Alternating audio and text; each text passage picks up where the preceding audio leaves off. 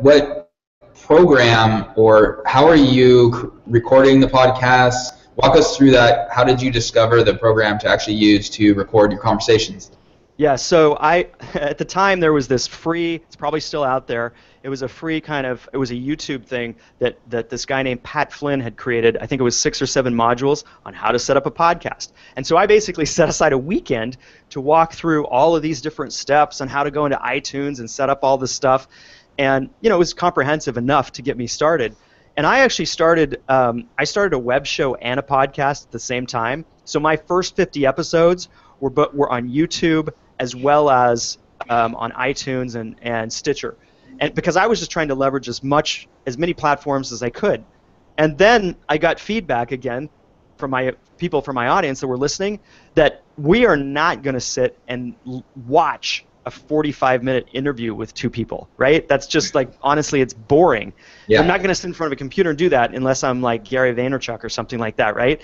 So so I cut out the web portion and just focused on audio, and that's one of the best decisions I ever made. But the actual platforms that I use when I was doing the web portion, for anybody who might be interested in that, I was using ScreenFlow, which is for the Mac, right, to capture, and I love that software. And I love that software. I use it today for like short video things, but I no longer use it for the podcast.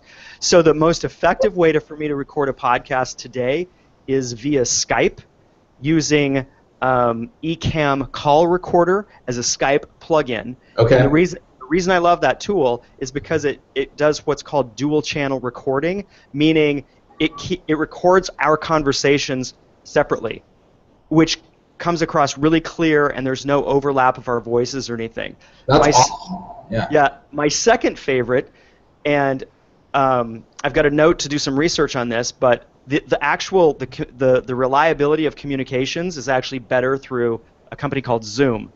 So just using Zoom meetings, that's like my backup tool that I use. And this morning I recorded a podcast with someone, and Skype was just like not working between the two of us. So I just fired up Zoom and we did it that way.